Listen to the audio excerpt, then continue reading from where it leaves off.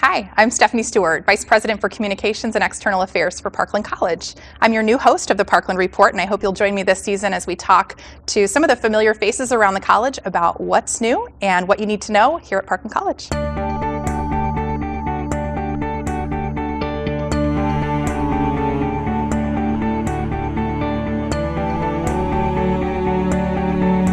I'm your host, Stephanie Stewart, Vice President for Communications and External Affairs here at Parkland College, and also your host. And today I'm joined by Nancy Sutton. She's the Dean of our Arts and Sciences Division. Welcome, Nancy. Thank you. It's good to be here. So tell me a little bit about Arts and Sciences. It's one of the 4 divisions of our academic area of the college. And so tell me about what areas of study are included in that. Arts and Sciences is usually considered the transfer areas. These are the courses that students will take if they intend to go on for a 4-year degree. We do have some career areas as well, but predominantly we're the social sciences, the natural sciences, humanities, fine arts. So classes like your composition, your math, biology, chemistry, and communication actually is in there as well. So basically everybody at some point is going to take a class in Arts and Sciences. Everybody at some point comes through our area, yes. Actually, there's a group of classes that are called the General Education Core Curriculum, the GECC, and those are 12 courses that every student who wants to complete a transfer degree completes. That's great. So the gen eds, that's kind of the slang for them. I got to get my gen eds done. Right. I want to get those done, and then I want to transfer on. Right. But that's actually turned in to a certificate you can earn that's sort of protected in some way. So tell me about that. The state of Illinois has provided for the gen ed certificate. And what it is those 12 classes, and you have a lot of choices in those 12. But when you complete those, you're guaranteed that those are accepted by any 4-year public institution in the state of Illinois. So when you transfer, you do not have to take any additional lower level gen eds. So I think that's one of the misconceptions, is that if you take the gen eds at Parkland and you transfer on, that maybe they could be picked apart. But this is sort of a safeguard against that. If you take the package, then you're safeguarded. If you only take a few, then they can be picked apart. But the 4-year institutions, the public institutions, and a lot of the private institutions have agreed to accept the package as a whole. And then that package can be used at Parkland as well. Mm-hmm. You can continue and do your Associate of Arts or your Associate of Science, and then that gives you a leg up. But some students like to just start here, and you can then go anywhere with it. Mm-hmm. If you go out of state, the classes usually are accepted because general education courses are pretty standard across the entire nation. Mm-hmm. So what's really kind of cool about the gen eds is that people start at all different points actually in their lives to come back, right? Correct. So you could start in high school, you could come to us after graduation, mm-hmm. and there's a new program that is originating from your unit that is actually for current high school students, but to complete the GECC. Correct. And that's called the Early Transfer Academy, or ETA. So the idea is you choose your estimated time of arrival to college. When do you want to get there and get started? We already have dual credit. We have a lot of students in high school taking college courses. Many of them take some classes at their high school.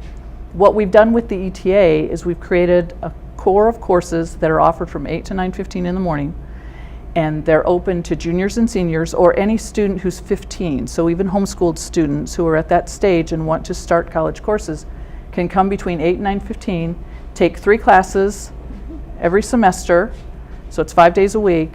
And if they do that for their junior and senior year, or those 2 years, they'll only be 1 or 2 courses away from having completed the gen ed certificate. And so they can do that like in the summer. Mm-hmm. If they do a summer class, exactly. they can pick that up exactly. and complete. Exactly. So that's crazy. You would graduate from high school with your high school diploma Correct. and the GECC. And the gen ed certificate. And the nice thing about the certificate is it's actually considered a milestone. It's a completion. So some people like to start college and then they step out for a while. Mm-hmm. If you complete the gen ed certificate, you're still able to put on your resume that you've completed this, and you've completed things that employers look for.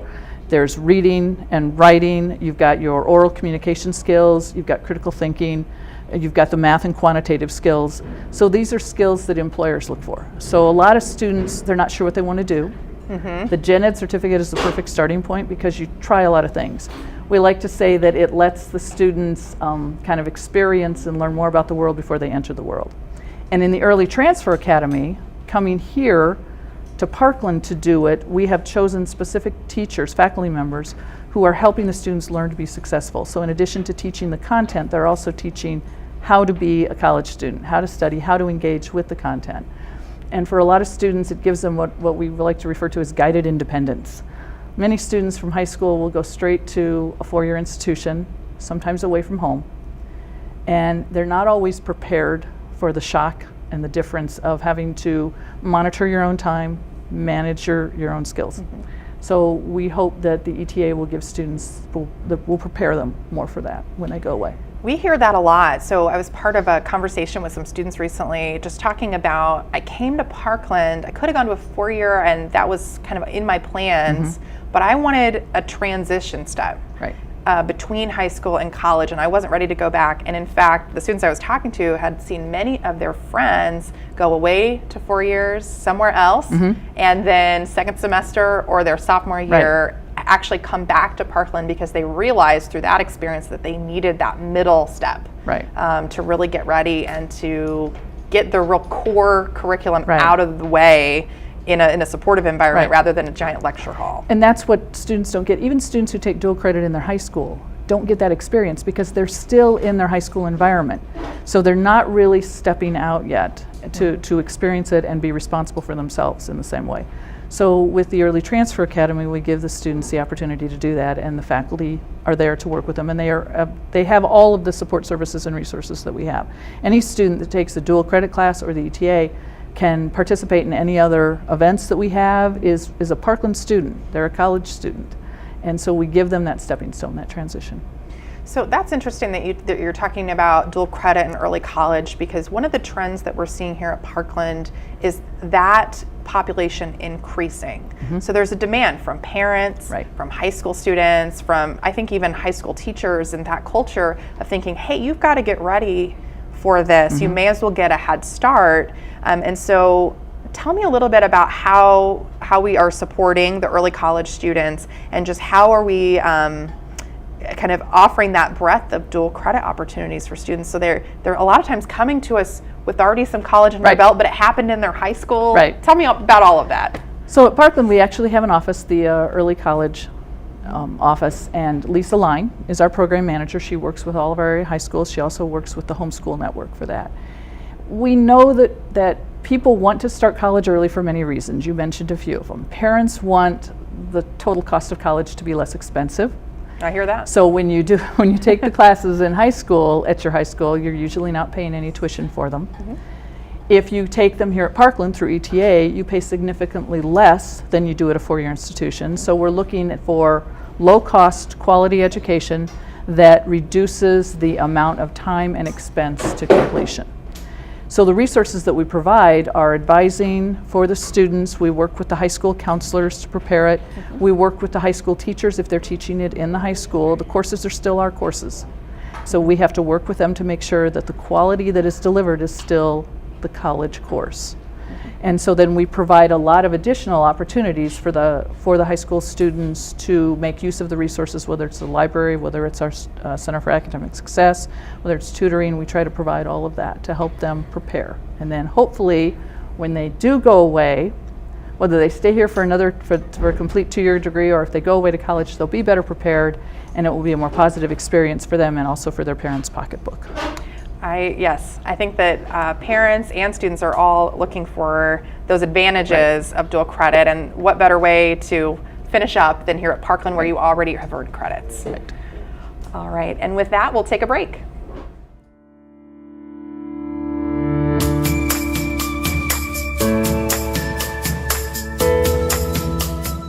Having an easier way to get credits towards my degree that I'm wanting to get, while also being able to work with my high school and my schedule. Getting done with my college classes early, getting kind of like a head start.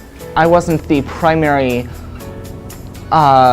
motivator for me going into ETA. That was my mother, so I didn't really know what to expect. I was really excited about getting my college credit done as soon as possible.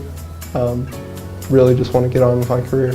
It's been really good. I've really enjoyed meeting like my other classmates, and my professors in the classes have been really good. Well, like I expect like paper after paper after paper, but it's kind of just like, hey, let's do this discussion board really quick. It's not too much.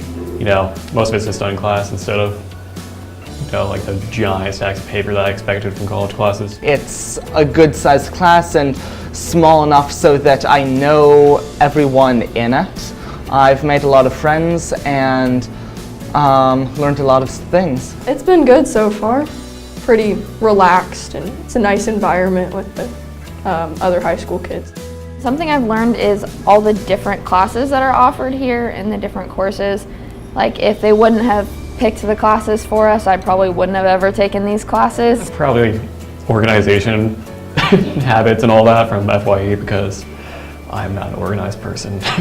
In our humanities class, then we've been learning about pieces of art and how they reflect the ideas and ideals of the time. The way that like the syllabus is lined out, and you know everything you're going to do before you do it, and then just the way the classes are structured is different than what we've had. Something that I find challenging is being up and ready and here to learn at 8 a.m. every morning. I'm not really a morning person, so that's super challenging. Waking up in the morning. But past that, just getting the papers done in time.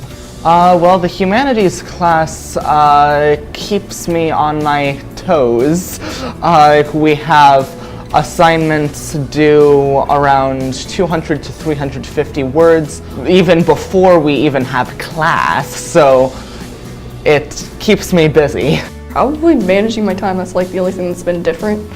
Just figuring out when, like how to put my schedule together so I can do everything and still be active in school. Some advice that I would give is just to stay motivated. It can be really hard because it gets difficult with high school and college, but it's worth it. Just don't procrastinate and always have like a little time slot open for studying or, doing tests and whatnot. You'll get used to it.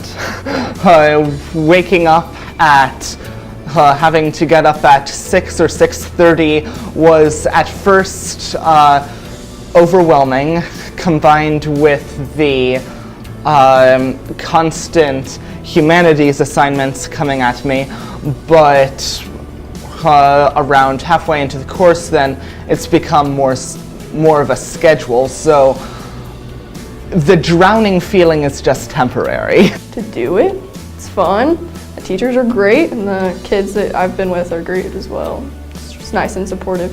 It's a good program, just as long as you're willing to put in the work.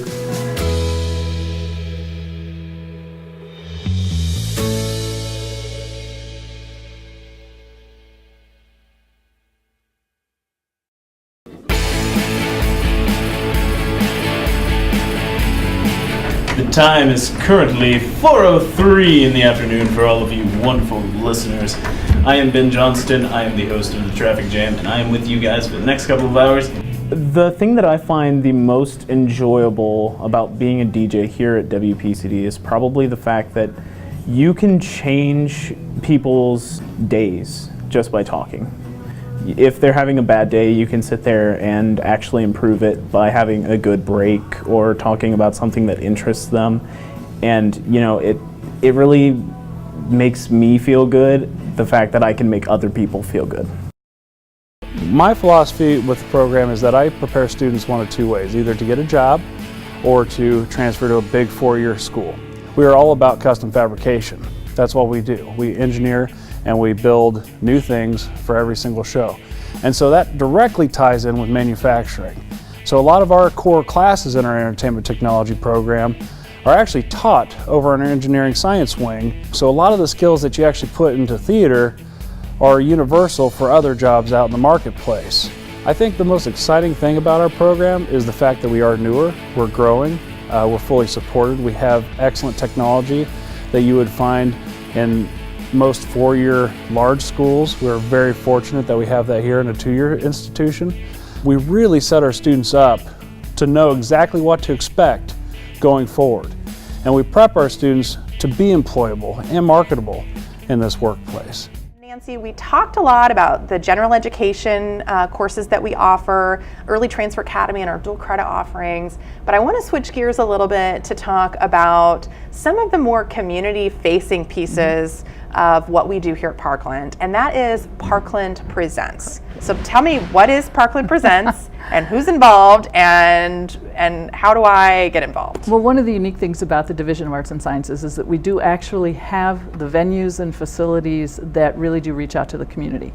So Parkland Presents is the group of venues that include the Harold and Jean Minor Theater, the Parkland Second Stage, the Starkle Planetarium, the Donna Gertz Art Gallery, WPCD, PCTV, and also our music ensembles. We're on PCTV Yes. right now. We right. are Parkland Presents. So the interesting thing about PCTV is that while the facility itself is not part of Arts and Science, it is its own college-wide, the students who are right here in the studio right now doing this show are communications students who are in the Division of Arts and Science. So Parkland Presents is the overall umbrella to try to draw the community into the opportunities that there are, whether it's to see a show at the planetarium, and we know that most people in the community have at one time or another been in the planetarium, usually starting at a very young age with field trips and on to scouting. They come for the laser shows, they come for a lot of the staples like Prairie Skies. So there's a lot of connection there with the community. And then our two theaters present numerous shows. For example, Young Frankenstein, Mel Brooks' Young Frankenstein is coming up in April. And these are shows where our students act as crew and they do the set production. They help with designing the costumes. We bring in guest artists that help teach the students a lot about how to handle theater. More goes on backstage for our students even than sometimes on stage. The community members participate. We have open auditions, so there's a lot of interaction there. The second stage is a small black box theater, and it's used more for what you might consider experimental or sometimes edgy type things. It gives the students an opportunity to practice in an open space, and there's a lot of changes that can happen there. The art gallery, most people have been there at sometimes 6 or 7 shows a year that the community can come to. We bring in outside artists as well as our own student shows and our faculty shows. And then we have our music ensembles, and those have been around as long as Parkland has, and community members come and play with students. We have jazz, concert bands, orchestra, we have a choral group, we have a guitar ensemble, so there's a lot of opportunities there. And then WPCD, our radio station, FM 88.7, is heard by many people in the community. We actually have a wider range than many other schools do. We're one of the few community colleges left that is actually broadcasting on the air rather than just streaming, but we also do stream. So there's a lot of opportunities. So we pulled it together under Parkland Presents. So it's sort of like an umbrella. That's and right. There's tons of different things falling underneath that. That's right. And the community can come in and participate in so many of these things. The venues are available for events oftentimes. Other community theater groups like CUTC rent our theater in the summer. So we become sort of a home for a lot of community groups. That's really cool. One of my favorite things about Parkland Presents is that student participation on the back end, but producing content that is really competitive in our community. Yes. One of the most amazing things about living in Champaign County is that we have small town feel, but all of the cultural opportunities of having a large university in our backyard and almost of a larger city, but our stuff competes, and our students really compete. Like you click through, you're scanning through the radio stations, and you might land on 88.7, just like you might more of a for-profit company that does that for a living. So how cool is that opportunity for students in their future careers? Well, we're finding, if you're talking about the radio station specifically, most of our students are able to then go on out and they get jobs. Several of them have jobs locally. They do internships. We have numerous students who've gone on and made really good careers of it. We offer something here that a lot of the 4 years don't offer to the first 2 years for the freshman and sophomore, and that's the hands-on experience, the ability to actually get in the studio and do the work. And the same is true in theater as well. Usually freshmen and sophomore don't get the opportunities to assist with stage management or be designing and building sets and theater costumes as much as they do. So we offer that opportunity, and we try to bring the students in as early as they can. The high schools are encouraged to come and participate. Our K through 12 use the planetarium a lot, as I mentioned, for field trips. So It's like a rite of passage. It is. If you go to school in this area, you at some point Yep. will come through the planetarium. I was just telling Nancy during the break that my daughter's daycare actually came to the planetarium just a week or two ago. And my daughter's still talking about that experience. It's very sweet. It's a special thing for the students, and then when they come back, they come for middle school tours. So when they're in 8th grade, they're back on campus to see Parkland, and one of the things they'll always end up doing is spending some time in the planetarium. We have hosted in the past the Academic Challenge, which is a competition for high school students, and one of the things we do for them is there's a show in the planetarium. So it's this constant connection that it grows with them. The shows can change, and there's different things that they can learn. So that really is how one of the ways Parkland connects very much to the community. No, it's really exciting. So many different ways to just enjoy really what our students are working on in this really nice way, especially in the spring. There's lots of things taking place. Something else, just switching gears slightly, the opportunities that our students have for entrepreneurial endeavors. And Nancy and I actually collaborate a little bit on what's called the Parkland Entrepreneurial Network. And there are a few different programs that are underneath that umbrella. We got a different colored umbrella. But tell me about AMP and Perimeter Road, because these are your babies and they are doing very, very well. And I want to make sure you have the chance to share with the audience what they are. This was something that happened many years ago. Before I was a dean, I was the department chair for Fine and Applied Arts. And students, particularly in communication, in public relations and advertising, which is a field that was somewhat near and dear to my heart, needed practical experience. And that's what we wanted to do. Students sit in a classroom and they learn theory, but they don't always have the opportunity to apply that. And that's one of the things Parkland does, the hands-on added value type thing that we wanted to give. So we started Applied Media Promotions, which is AMP. And it is a student-staffed media communications firm. And we take clients from the nonprofit area, people, usually groups that do not have a budget for promotions, and the students work with them to develop, it could be a web presence, it could be a logo, it could be a marketing strategy. We also do internal work. The students will work with internal Parkland groups, and this is where it's not such a far jump from Parkland Presents, because those students will work with our venues, whether it's the theater or the planetarium or the gallery or the radio station, to help them develop a promotion strategy. So that's AMP. And the students, what we found the very first year we did it, we didn't have a lot of students. We had 3 of them. And when that year finished, all 3 of those students got jobs in public relations out in the community. So it gave them a confidence that they didn't have. Right, and in the first 2 years, sometimes when you're somewhere larger, you have to kind of wait your turn Right. to get the hands-on stuff. Internships at a 4-year institution usually happen in the last 2 years. For our 2-year programs, our applied science programs, an internship will occur in the 2nd year. But this actually gives the students an opportunity to work through and rise in the organization. The other one you mentioned is Perimeter Road. This is a recording studio, so it's Perimeter Road Sound Recordings, and this was started just about 3 or 4 years ago. Same idea. Students coming in music and in the media production side, interested really in the recording industry and wanting to know what they could do. So we found the right faculty member, Adam Porter, and he works with Dean Geiken, who is our station director for WPCD, and they work with what is becoming a large group of students for Perimeter Road Sound Recordings, and every year they pick a band. It's usually a high school band. It's a band that's not known, and they help them promote their music. They help them record, mix, and master the sound, and then they use online services like Bandcamp to promote their music. And so we're seeing that grow and every year, and we're also doing compilation music of student artists here at Parkland, which has been really cool, and we've had shows on campus where students from all different disciplines write music, perform, and it gives the students an opportunity to show their own art, their own work, and gives our students in the production area the opportunity to work with artists like that. It's so cool that our students have that opportunity, and it's free to them, and it's just an open door opportunity for them for both AMP and Perimeter Road. I ran into actually one of the current clients of AMP the other day, and they were talking about how impressed they were with the quality of the proposal. I think they were working on a social media plan for the Kiwanis Club. Right. And Kiwanis needs support for things like that. They don't have a big budget. They're a service organization, and so they really appreciated the students' insights.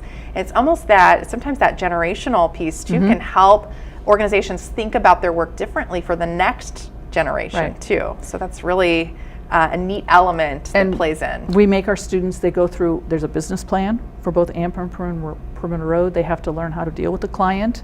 They have to be very professional in their proposals. They have certain work hours, so a work ethic is taught as well. And what I have seen more than anything, though, is the level of confidence. First of all, it's connecting the dots between what they're learning in class and making it real.